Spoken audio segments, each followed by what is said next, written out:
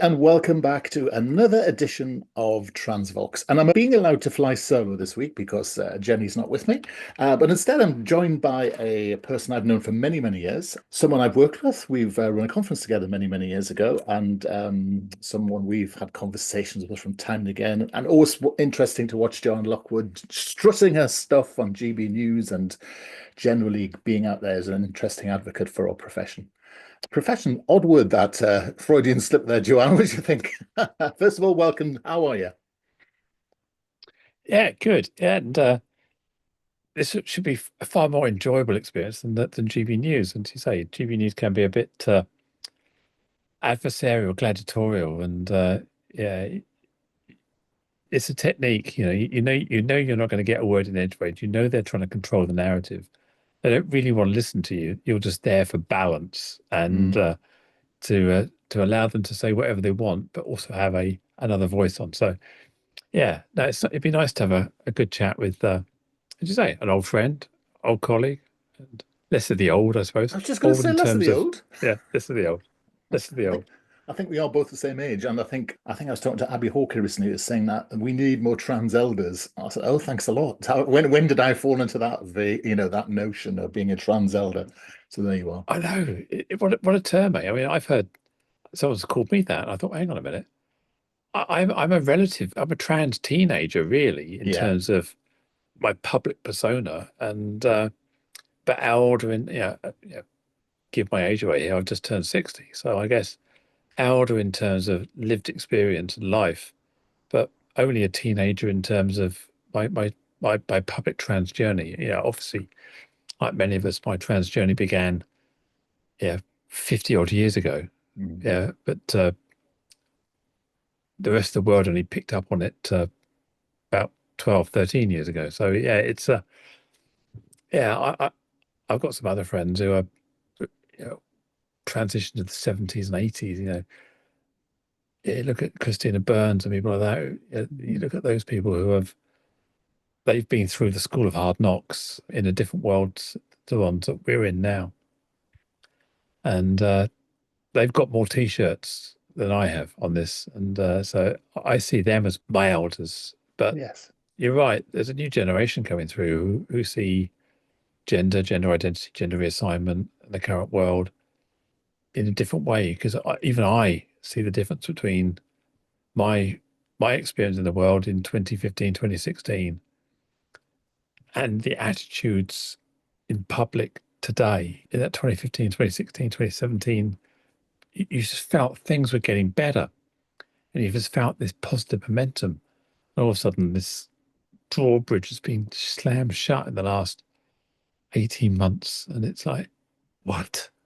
Yeah. How did this happen? So, yeah, I guess I now have a lived experience of being in that intermediary generation where I felt things were going to be fine. In fact, Yes. anything, they were becoming wonderful, Yeah. and now they're less so. And that's interesting, isn't it? Because we all know psychologically we have more trauma about the things we've lost than the things never had. And we never had. So it's interesting for a modern generation coping with the world as it is. They didn't have something before. But look, and I think it's very easy for us to just drop straight into a conversation. So before we do, I mean, for the three people on the planet who haven't heard of you, perhaps you could just give us a quick pencil portrait. And just to put the context in that, a mutual friend of ours used to talk about something they called the transerati, which I thought was a very funny expression. So, the trans royalty, which I thought was very funny. And you, Joe, was part of that. So, as a member of both a trans eldership and the transerati, so just give us a bit of a pencil portrait of your journey so far. I know. Wow. Better have another sip of fruit tea before I get to that one. You label me beyond my comfort zone, I think. Yeah, yeah. I've always said to people that how you describe me. My response to that is thank you, and I'm not here to dispel other people's myths about me. But I will set the record straight. I'm I have imposter syndrome like we all do, and I'd like to think that my ego is smaller than than other people's perception of me. I think that's the good ratio. If you, as long as your ego is smaller than what other people think about you, that's a good ratio. And I'm quite humble and down to earth as a person. Yeah, this is all part of your question, really, is who am I? So I started life in the 60s. You know, I was a child of, I'm a Gen X by 16 days. I'm the first born Gen Xer, January 65. Brought up in a world where homosexuality was criminalized, three channels, I think probably two channels on TV. I was the remote control for my parents. I was the one that had to push the buttons and turn the volume up on the black and white telly in the corner of the room. Born to, my father was in the Navy, and he stationed in Singapore, and my mum joined him, and I was born in Singapore. And I was brought up in a world with a naval father who became a school teacher. My mum became a school teacher, had two brothers. So I was brought up in a world of it being very white, very vanilla, very middle classy. The school I went to was white. I don't think there was any. I think there was maybe a couple of people who were Chinese immigrants, I suppose you would call them in the day. Yeah. Two people in that Chi Hua Pang, and I remember the child's name, and that was probably the racial diversity in this white school, and queerness was really not part of day-to-day life. I was at school when the New Romantics came out, Boy George, Ada Ant, Steve Strange, David Bowie, Heaven 17, that kind of New Romantic era. And I suppose I saw other children in my class, other boys experimenting with makeup and eyeliner, and that kind of that radical kind of departure from that environment. Boy George, yes, of course, yeah. Yeah, I was fascinated by watching people like Boy George and those New Romantics on TV, because I was already questioning my gender at that time, at the age of 6 onwards, into my teens. So that sort of era became quite pivotal. But what it said to me is, whatever was going on in my head at the time, it wouldn't let me engage with that. I had to sort of keep true to my boyhood, if you like, because allowing myself to dive into that new romantic sort of side, it would have been exposing my femininity, and I wanted to keep that a secret. And it was, I remember feeling that conflict at the time. But anyway, so I left school in 81. Same year, Charles and Diane got married. I think they got married about a week after I left school. And I joined the Royal Air Force as an electronics engineer. I spent 3 years learning how to fix radars and radios. And I committed a few misdemeanors. And so my Air Force career was cut short. It was meant to be 12 years, but I did 3 years in the end. And as I say, a few misdemeanors. Come on, you can't just leave that hanging there. Yeah, without we can plead the fifth, I think, in America, but you can give us well, how naughty were you? at the time I was very ashamed, and it's very life-changing. And I let's just say that my cigarettes were more Amsterdam than they were UK. Okay. And the Air Force and the military still do, and society.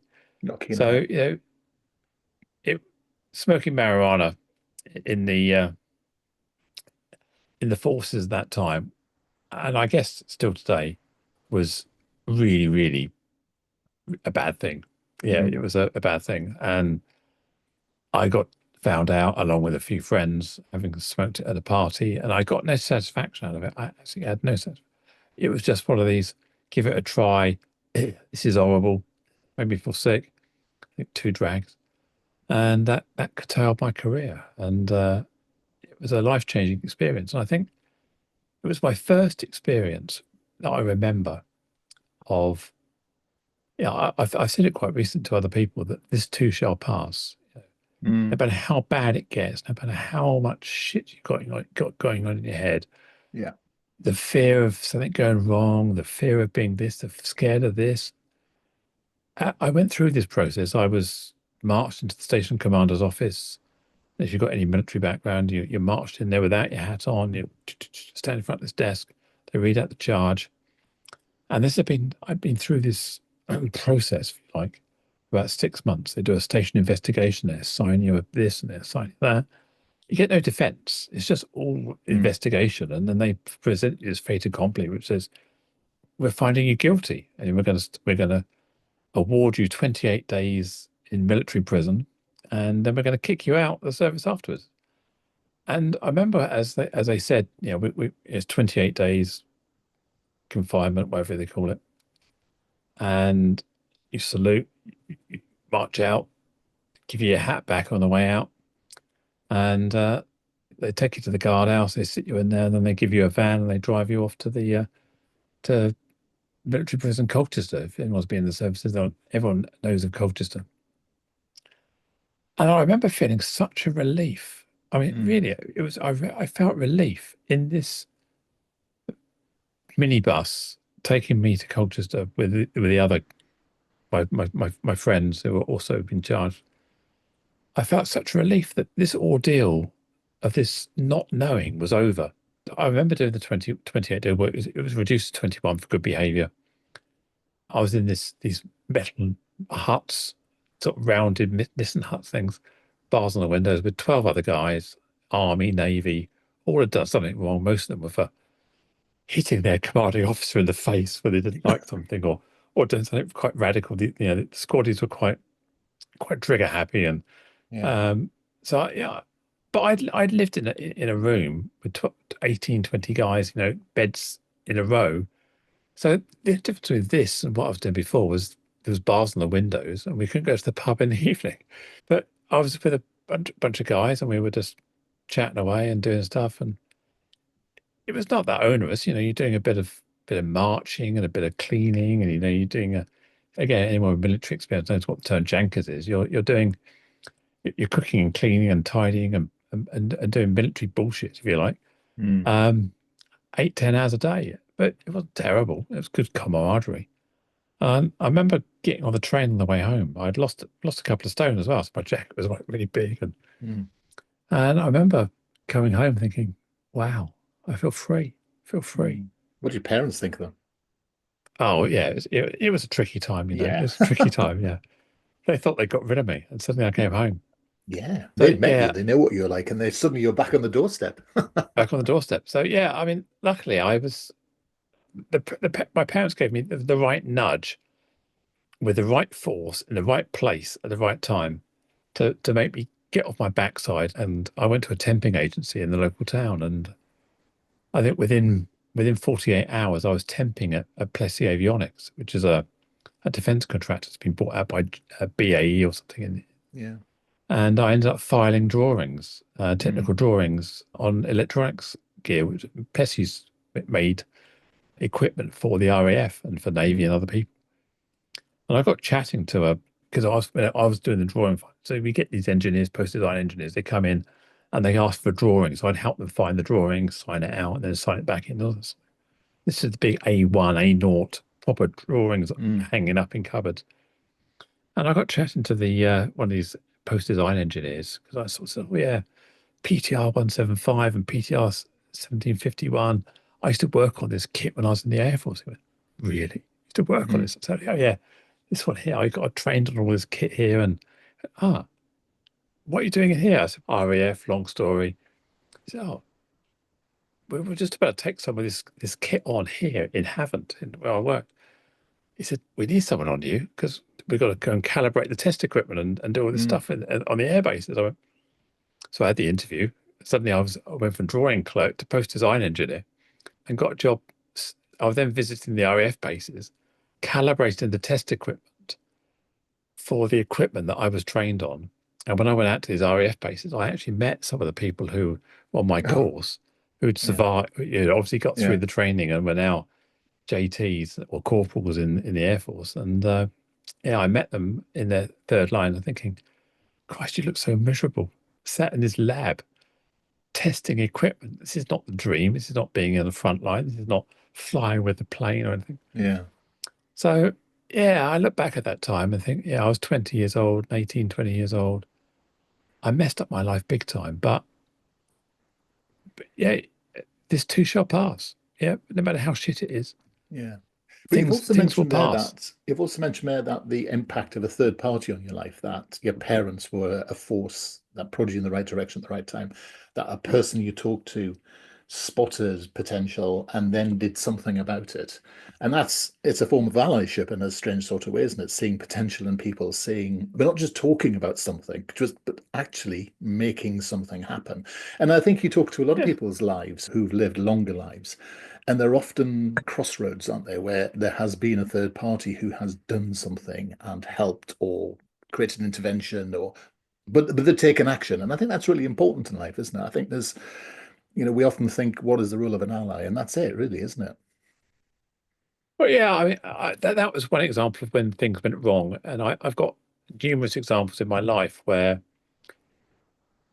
a poor decision has caused a fork in my life. Yeah. And obviously, there's been lots of times where I've made a good decision and I've had another fork in my life. Maybe I just remember the significant traumatic events where I've made poor decisions in my life. And as you say, some of those poor decisions were down to other people being allies Mm, or leading me astray or pointing to the dark side or something. So you don't get 60 years old without making lots of decisions in your life. correct. Yeah. And you make lots of learning opportunities in your That's right. life, Yeah. and I like to think a mistake is only a mistake if you don't learn from it. Yeah. If it's a learning opportunity, and as long as no one dies, the world keeps turning. You wake up the next day, you have a pity party, you cry a bit, you dust yourself down, you get up again, and you think, right, okay, what can I do now? This is the new reality.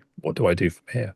Mm, So I think I've had enough of these learning opportunities in my life to know that, again, this too shall pass. There is something that will come out of this.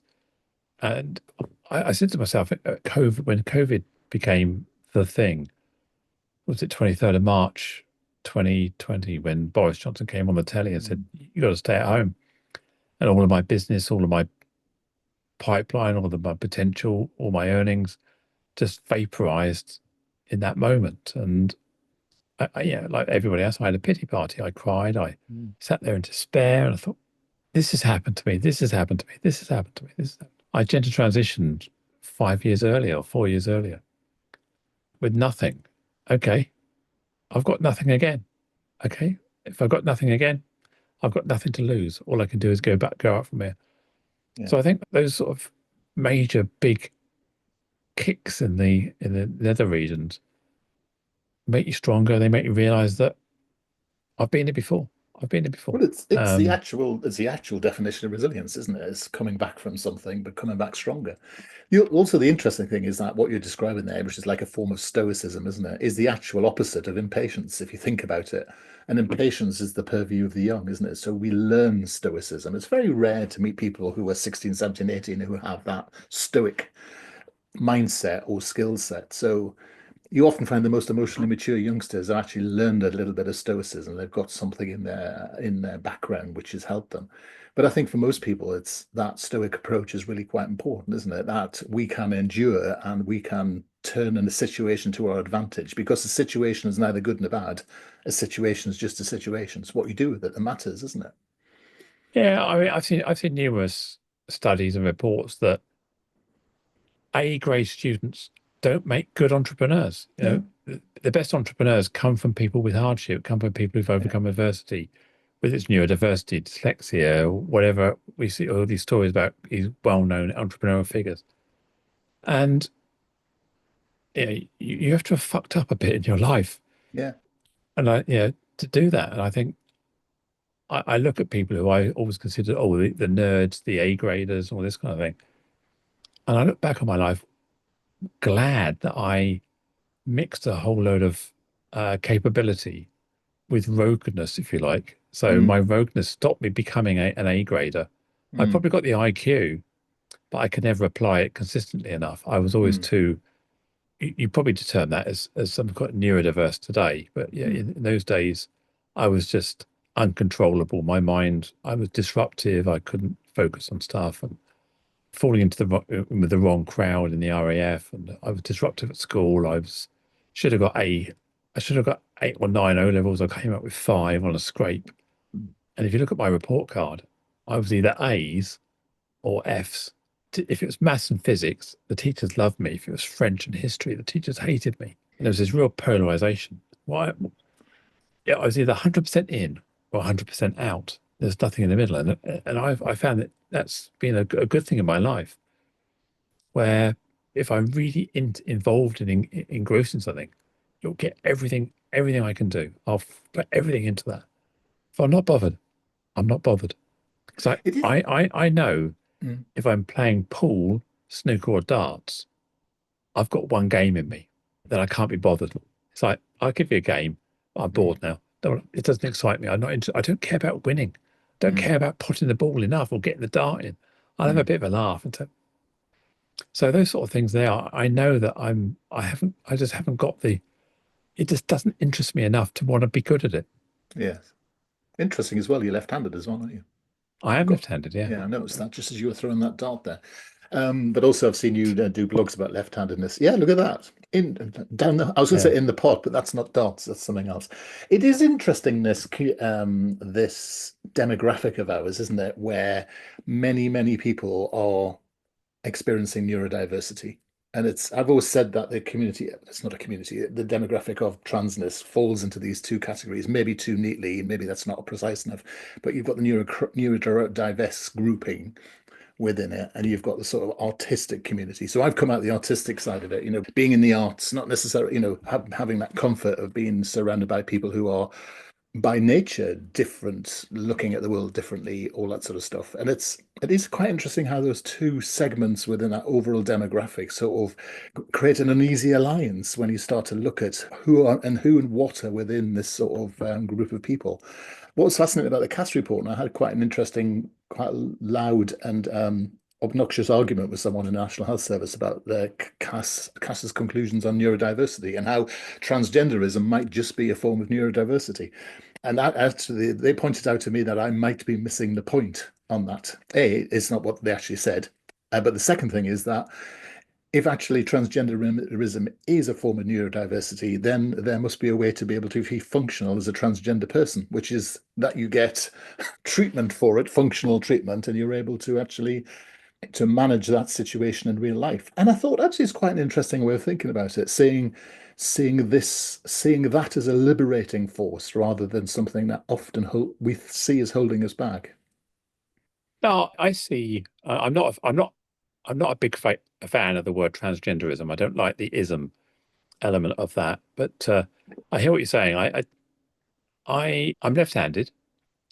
I have a distinct thinking style that obviously we all do, and I don't subscribe to the born in the wrong body narrative around being trans. I don't. But I do subscribe to this is the way my brain is.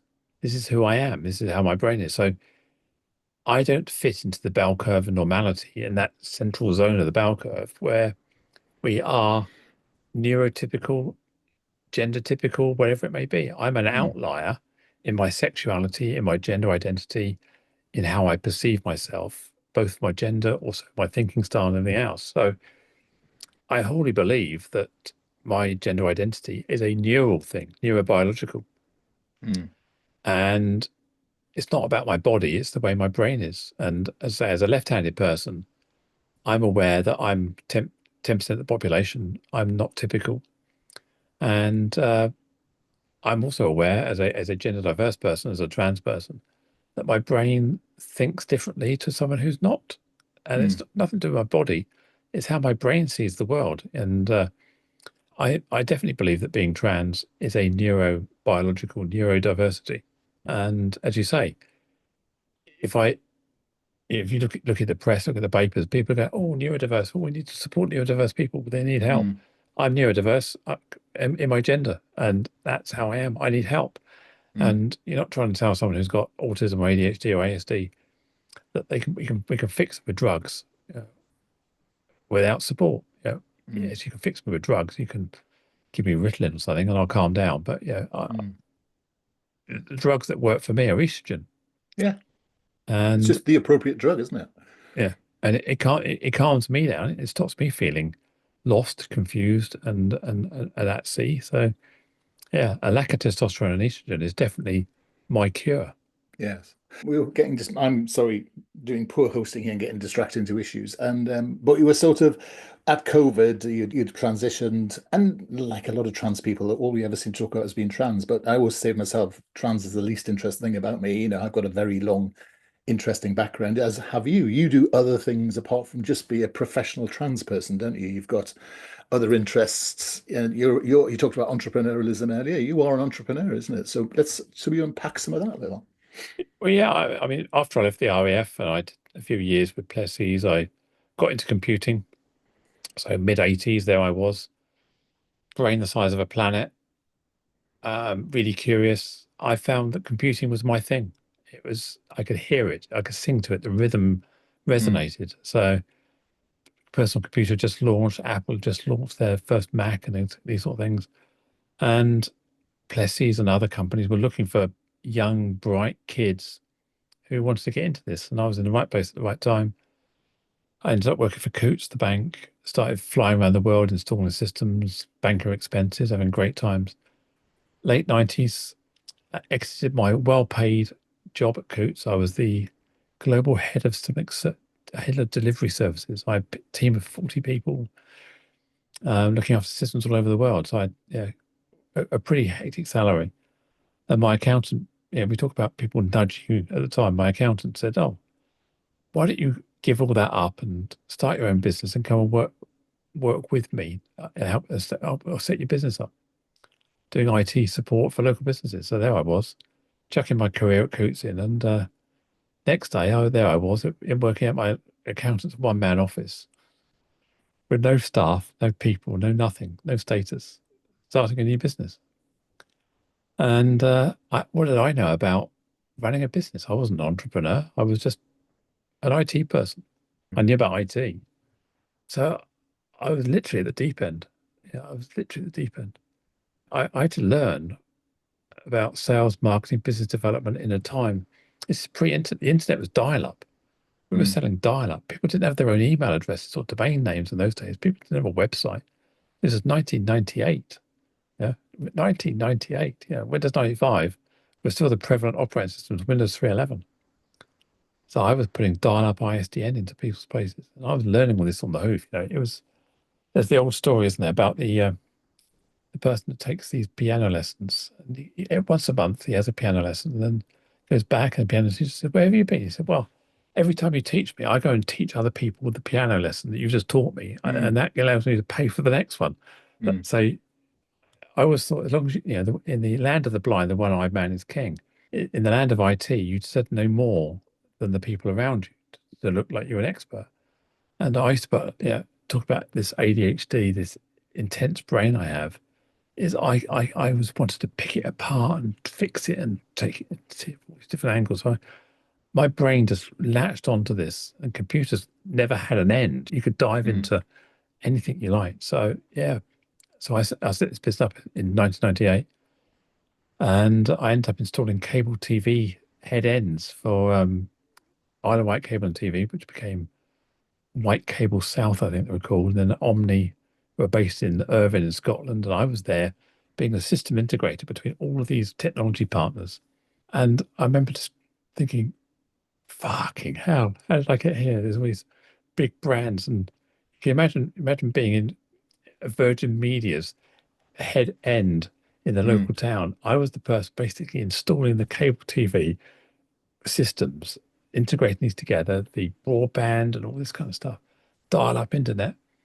And I was winging it. I was winging it. Sorry if you're listening, but I was making this stuff up as you go along. But in those days, and I bumped into somebody who was there at the time, and they were one of the system integrators. He said, "Don't worry, we all were. We were all Mm. winging it at the Yeah. time, but we were all, to quote Toy Story, when Buzz Lightyear does that thing, done the thing, first one, he goes, 'Look, I'm flying.' And Woody goes, 'That's not flying, that's falling with style.'" I think Mm. that's always stuck with me. And having the confidence, the entrepreneurial spirit, the can do, the Richard Branson say yes and figure out afterwards, those kind Yeah. of attitudes, knowing that my capability and my intelligence and my methodology and the way I thought, whatever problem I gave it, it could be solvable. If Mm, someone could, I understand this belief. If someone could do it, and it's doable, I can do it. It's mm, just a case of, do I want to do it? Can I learn to do it? Does it yeah. interest me enough? In which case I can do it. And I think, you go back to the neurodiversity and my gender identity. Could I solve this problem? Yes, I could. And solving the problem was transitioning. And I think Mm, that's all part of this jigsaw. rationalization that I came. Mm. Yeah, very interesting. The Yeah, I was interested. I meet quite a lot of entrepreneurs, and I've worked quite a bit in entrepreneurial myself. And it's interesting how entrepreneurial is part of the zeitgeist. Everyone thinks they can be an entrepreneur now. And actually, to a certain extent, many people can, because actually the technology has evolved to a stage where people can sell, drop ship product from China, have an online shop. They can do pretty well anything they want. And they can build businesses which can sometimes scale. And what you find a lot these days is people who are coming wealthy, do something for 5 minutes, then they run a training course on it, and then of course they make much more money than they do from the training course than Oh, he ever did from doing it. become a seven figure this or a seven figure Yes, this. No, that's right. I always yeah. it always make me laugh as a therapist, that actually I was talking to someone who's a hypnotherapist and ran a very successful hypnotherapy practice, who also told me that they made far more money from training people to be hypnotherapists than they ever did from actually doing hypnotherapy. So, and I think that's been a feature of the last 30 years, and that avenue might be going as well. So I, But I, I agree. I think neurodiversity does go on. the best tennis coaches aren't the best tennis players. Absolutely right. And Yeah, I think you have to recognize you don't have to be the best practitioner to be the best coach or the best educator. yeah, And one of the problems I suffered from in my IT career, that I was always the best at doing. mm, And that held me back because I was always selling myself, yeah, and I was selling what I could do, which meant that it was very difficult to scale because I then had to bring people in who had different capabilities or emerging capabilities, and I could always do it better. I think mm, that was the thing that frustrated me in IT, was that I would have been a better IT entrepreneur if I didn't have the skill set. yeah, And so I think that's what's really struck me, that you should always employ people that are better than you at everything you do. Be the least capable person, but be the most strategic, most visionary person, if you like. But bring people on who can do it. I think in my IT career, I was always the best person, and I wanted to be the thinker, and I could never step back. So getting out of IT was the best thing I ever did, because it was mm, becoming immensely frustrating yeah, that I wanted to be more of an entrepreneur, less a practitioner. And, I'm going off another tangent here, but I'm looking around at AI, I'm looking around at the influencers, I'm looking around at how people are making money today mm, on Etsy and building micro products and training yeah, libraries. And I'm thinking, I need to stop doing what I'm doing again. I've been doing this 10 years. I need another pivot. I need to go, hang on a minute. I could be making more money by going back to being on the tools, if you like, yeah, generating content. I see people saying, oh, I made 20 grand this month on Etsy. I made 20 grand on this. I'm thinking, I've got IT background. I've got videography. I've got photography. I've got some limited graphic design. I've got business skills. I understand about product marketing. I understand about influence and social media and branding and personal brand. I need to be turning that onto other things. And yeah, I think I need a lifestyle business now that could generate this, that can generate revenue yeah. 24/7, and me just tweaking it. And I think Well, that's my next there's thing. the old model, wasn't there, of entrepreneurship created by, I think it was the person that wrote Rich Dad Poor Dad. I can't remember his name, but Robert Kioris or something. Anyway, I'm terrible with names. But he talked about the four modes of entrepreneurialism, the sort of employed, self-employed, running a business, and then investing. And he talked about that as if it were a trajectory, a journey. But for me, it's always been a process. It's always been a cycle, because actually building a portfolio life is quite interesting where you can do all four of those things. If you have enough money to invest. You often find that some of the most significant entrepreneurs have actually got a big investment background. If you look at Elon Musk more money from investment than he has from operational execution. And that's a fact. And, if he's just got 29 billion from Tesla because of investment strategies. So it's one of those things that we, as entrepreneurs, we don't think enough about that. I wish someone had talked to me more about that 20 years ago because I failed to invest. But also life got in the way. Divorces. I Yeah, mean, they rob your financial worth, horrendously. So there you go. but there's another way of investing. Yeah, I invest in myself. Yes. So I'm not investing in other people. I'm investing. So I've spent most of my career self-learning, self-investing, and everything I do now is all people say self-made. Who's ever self-made? But everything I've developed, everything I've got involved with, I've self-taught.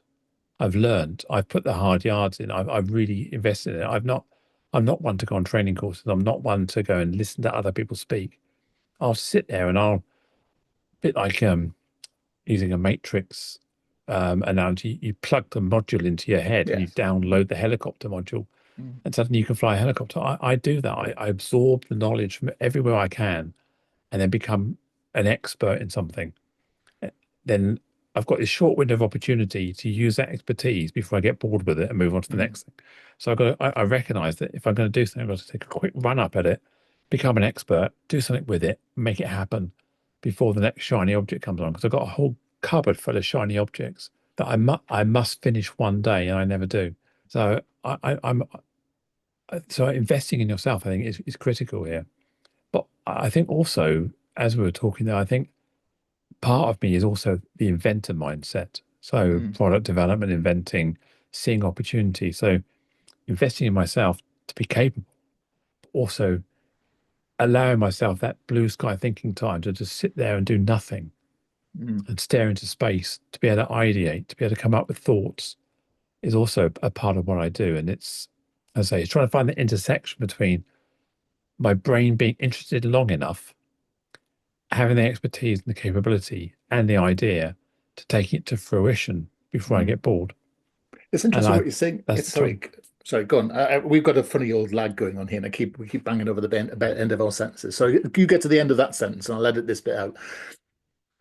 No, I think I was purely just saying that it's trying to find that intersection between education, being interested enough, coming up with the idea, and the momentum to see me through that, Yeah. to get it to happen before I lose interest. And it's a bit like I talked about this with my gender transition with people, that the analogy I used was it's a bit like the space shuttle.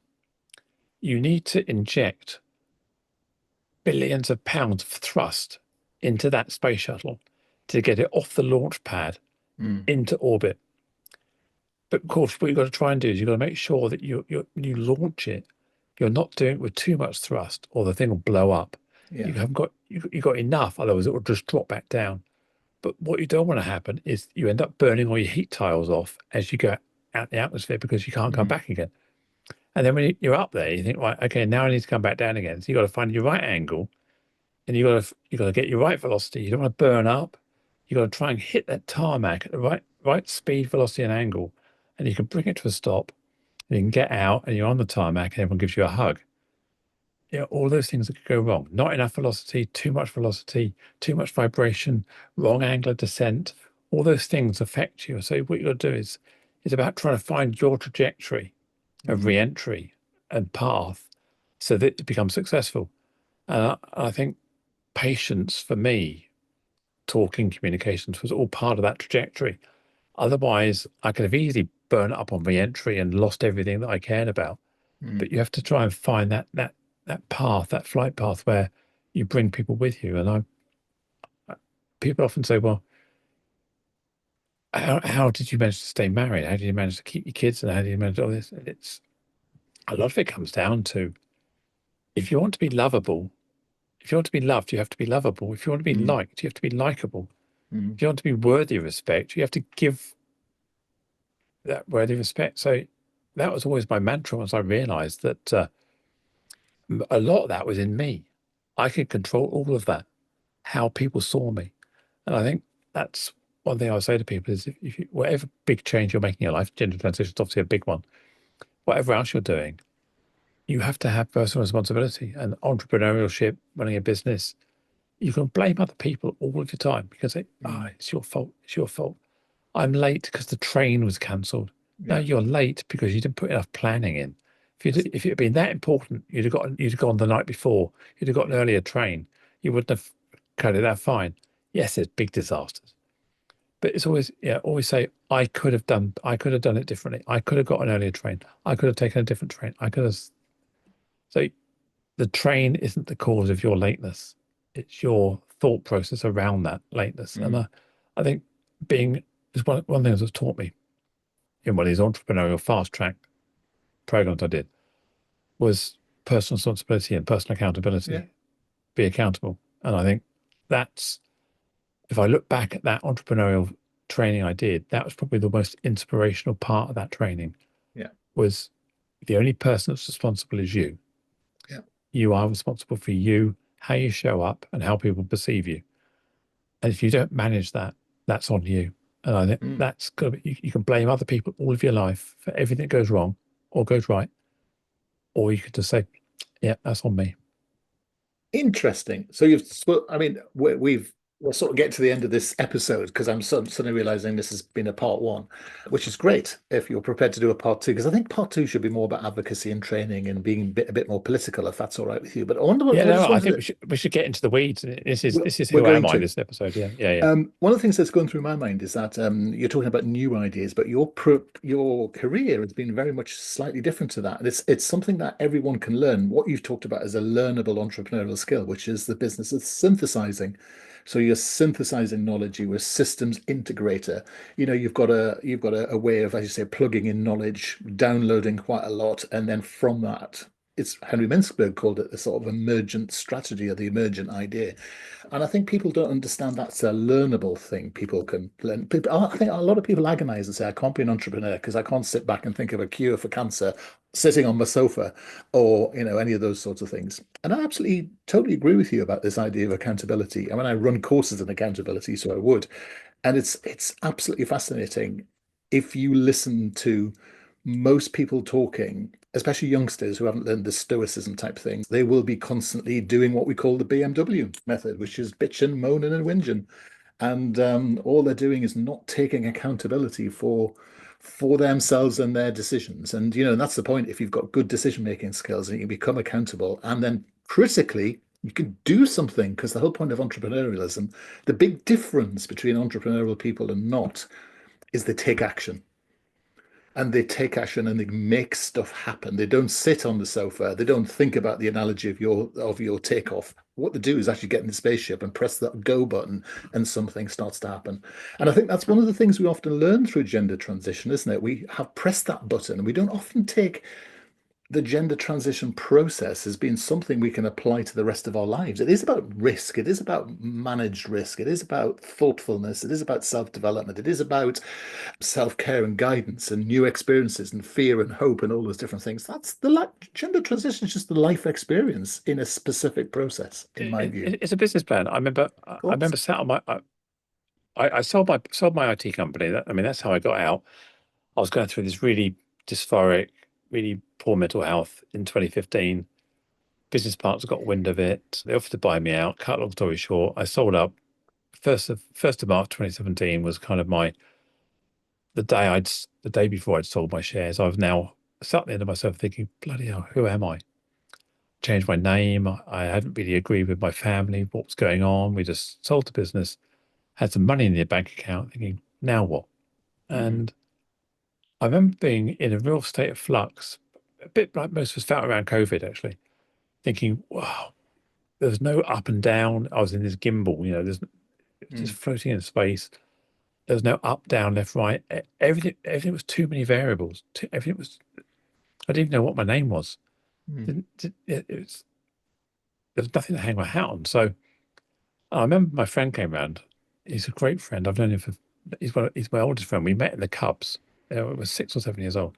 He's mm, still my friend today. And he was doing a management course or something at work, and he got his manual out and started talking me through his modules. And I suddenly thought, hang on a minute, I need to have a business plan. Yeah. A for my life, but also for what how I'm going to earn some money. Yeah. And I got a fag packet or a box of bag of cornflakes or a sheet of paper. And I wrote down what I wanted to do and what I was going to do. And then I said, okay, how much do I need to earn per month? Okay, I need to have this much money per month. Okay, if I do five things, that's let's say I need to earn £5,000 a month. If I do five things, I need to charge £1,000 for five. If I do 100 things, I need to charge £50. Or if I do one thing, I need to charge 5,000. So clearly it said to me, right, ideally you do one thing and charge 5,000. That way, if you do two, you've got 10. Yeah. So that was part of my entrepreneurial sort of thinking as well. Don't be cheap, be expensive, be reassuringly good value. Yeah. Work less, earn more by being a more valuable product. So that's kind of been my mantra really is don't be cheap. Don't try and scrape to the bottom. Don't race to the bottom here. Create yourself a valuable product and try and create a brand that sells you as a product that is valuable in whatever space you're in. And so I've come out this trying to think about, I want to earn money 10 days a month. That gives me 10 days a month to invest in other things. Yeah. And when I say 10 days a month, most of my work is an hour long. So actually what I'm doing here is working 10 hours a month over the course of 20 days. And if I can earn X pounds for that 1 hour, that allows me to have a good lifestyle. And I haven't got all my eggs in one big, massive basket. I've got my eggs in 10 little baskets every month. Yeah. Which is hard work because you've got to keep filling the basket up. But with the right brand, the right momentum, you can top that basket up and you can just keep adding little bits into it. And yeah, it's the model I use and it works well. And I see you start off by charging 100 quid a thing. Then you go, oh, I'll charge 250. Oh, I can charge 500. And you just keep upping it and to the point where someone says no. And you go, when your yes to no ratio gets to a point where it's not working, then you're too expensive. But I would say you want 20% no's on your 80%. And that way you're about the right price point. See, if everyone says yes, you go, too cheap. Too cheap. Too cheap. And never undersell ourselves. Yeah. Joe, I'd like to talk. And this is part one. Part two, we're going to get into how we do those sorts of things. And critically, we're going to talk about potentially a new manifesto for thinking of our demographic moving forward in life and some thoughts and ideas about how that could be structured. If I'm allowed to share my view of the world and well, you will be because it's this podcast and I run it and it's my view. So there you go. But it may well be controversial. So tune back. I mean, my view is not everyone's view. So yeah, it'd be interesting to hear your views. So yeah, I look forward to having that conversation with you. Let's do it. Okay, so today we've been talking to Joanne Lockwood, as you know, part one of a two-part. I was going to call it a series, Joe, but it's not really a series. A story in two parts. Let's call it that. That sounds really great. Netflix would call it a limited series. A limited series. Yeah, we need 4 episodes for that, so we're just going to call it. Well, what might happen was we get to halfway through episode 2, and you go, we're going to need to have more time with this. We have to have number 3 as well. So who knows? Let's not limit ourselves here. We could be doing 8 episodes. Let's call it an unlimited series, a series of conversations that never end. It's been lovely talking to you. I've really enjoyed it. Take care. Have a lovely day, and it's a lovely warm day today. So let's get out and melt. Speak to you next time. Take care.